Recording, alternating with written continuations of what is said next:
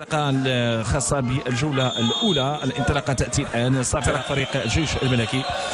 تمريره داخل منطقه الجزاء، فرصه راسيه، اول محاوله سانحه التهديف، اول فرصه تاتي مع انطلاقه المقابله بعمليه هجوميه.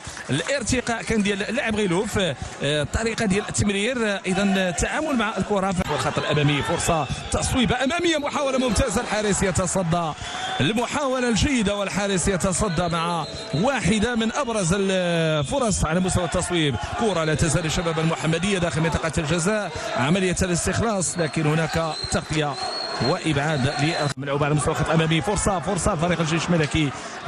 محمد ربيع حريمات كان في وضعيه مثاليه، ما استفدش من الكره ديالو اولا، كيرجع من جديد عمليه هجوميه لفريق الجيش الملكي. فرصه ما تلعب لصالح فريق الجيش الملكي، الانسلال، البحث عن الكره الجانبيه العرضيه، ولكن ابعاد.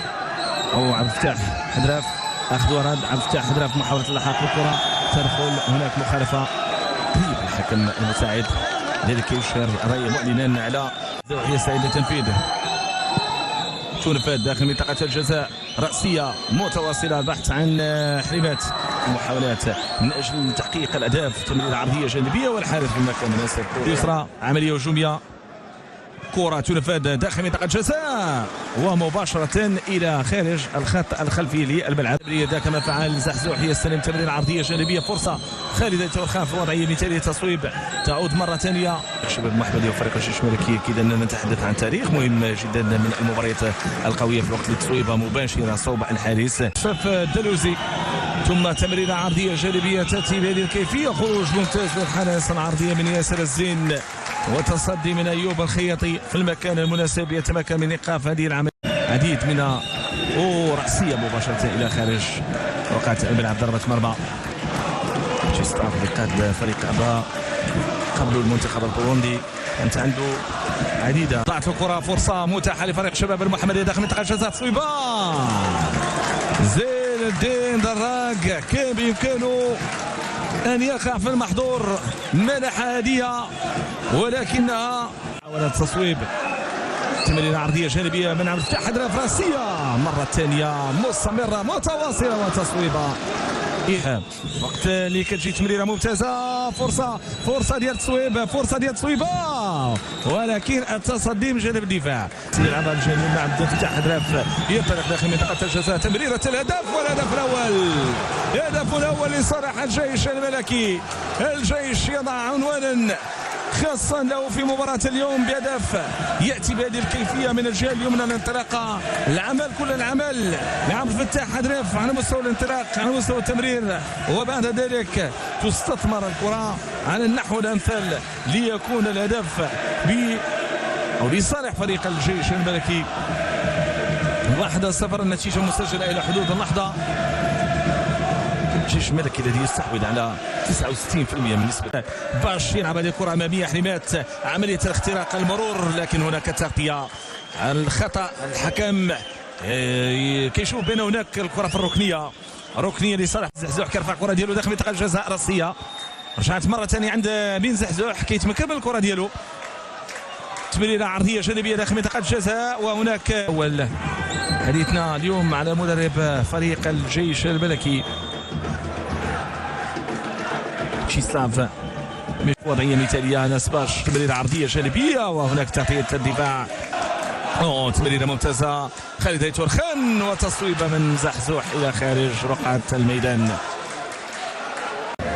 إمكانية التمرير داخل منطقة الجزاء، كما يتأتى خالد تورخان، لم تغادر الكرة، لا تزال مستمرة، ضائعة كرة لشباب المحمدية داخل منطقة الجزاء بالكعب، لا تزال مستمرة ومتواصلة في الوقت اللي كان الخطأ، كل الخطأ قادم من هنوك ايرون. كرة وعملية هجومية من زحزوح، تمريرة عرضية داخل منطقة الجزاء، تجهيد حال.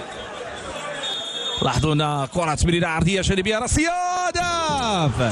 هدف جميل بطريقة ممتازة. العميد حريمات كيتمكن من زيارة الشباك ويسجل الهدف الثاني برأسية بديعة عرضية، كرة لعبات بهدوء في غياب الرقابة لعميد فريق الجيش الملكي محمد ربيع حريمات. لاحظوا حتى الحارس يتحسر انه يتواجد لاعب في هذا المكان، وبقيمة حريمات فارغا الشيء اللي خلى انه ياخذ وضعيه مناسبه لتحويل الكره صوب المرمى لتجنب ارتفاع الحصيله التهديفيه. انس باش ينطلق يهيئ نفسه ليرفع كره، تمريره عرضيه جانبيه، 3 ديال اللاعبين باضافه اهداف اخرى. لاحظوا حريمات يحصل على مخالفه وينصف الحكم ويعلن على خطا للجيش الملكي. دا كما فعل تصويبه ممتازه، لعبت بشكل ممتاز. قلت على ان امين زحزوح معروف عليه التصويب المباشر، ودا كما فعل، خدا ثقه في نفسه، صوب من امين زحزوح كي اختار عند حريمات، ولكن الدفاع كترجع مره اخرى تصويبه بعيده. الفكره جميله ولكن التطبيق صعب لانس باش الذي حاول وضع الكره في الشباك.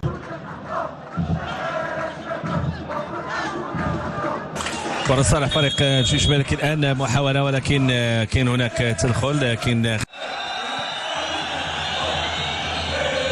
شوفوا هنا كره اخذ ورد بين لاعبي فريق الجيش الملكي، كره ممتازه، محاوله عند حريمات تصويب، هدف ثالث عميد الفريق الجيش الملكي، ولكن رايه مرفوعه من الحكم المساعد معلنه عن تسلل. الحكم يقر بمشروعيه الهدف، هدف ما كاينش تسلل، ومحمد ربيع حريمات يسجل ثاني اهدافه في هذه المقابله، 3 ديال الاهداف مقابل لا شيء، هي النتيجه المحققه الى حدود اللحظه. المحمديه اختراق، محاوله جيده ولكن في غياب لاعب بامكان ان يكمل الكره لانه الانطلاقه كانت جيده. انس بكرام لاعب انس كيبحث على التمريره الجهه اليمنى، ممتازه هذه، والتغطيه ديال الدفاع ولا تنفذ داخل منطقه الجزاء، بحث على راسيه ما كملاتش. احمد حمودان دخول داخل منطقه الجزاء، وهناك تغطيه من الدفاع، ابعاد الخطر وازاحه الكره صوب الركنيه. شيء كره لفريق الجيش الملكي، محاوله الحارس لازم تماما. انس بكرام تصويبه ممتازه صوب الحارس. كانت براعه وكانت رغبه رائعه منه في التمرير والمرور. لعبت كره اماميه، محاوله داخل منطقه الجزاء، مراوغه الحارس، فرصه الهدف الرابع، والرايه مرفوعه من الحكم المساعد.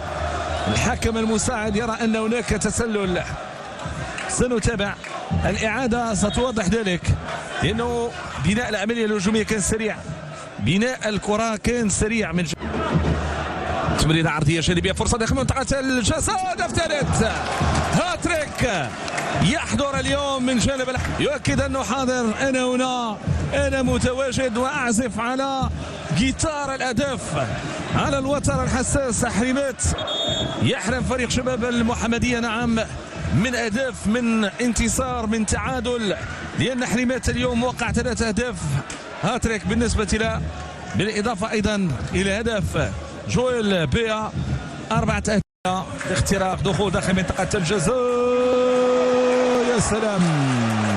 يا سلام على هذا الهدف الرائع، على زحزوح الذي يصنع اليوم هذا الفرح وينشره لجماهير فريق الجيش الملكي، لكنهم قصوا على فريق شباب المحمديه 5 أهداف مقابل لا شيء. نعم الجيش الملكي يقصوا على فريق شباب المحمديه.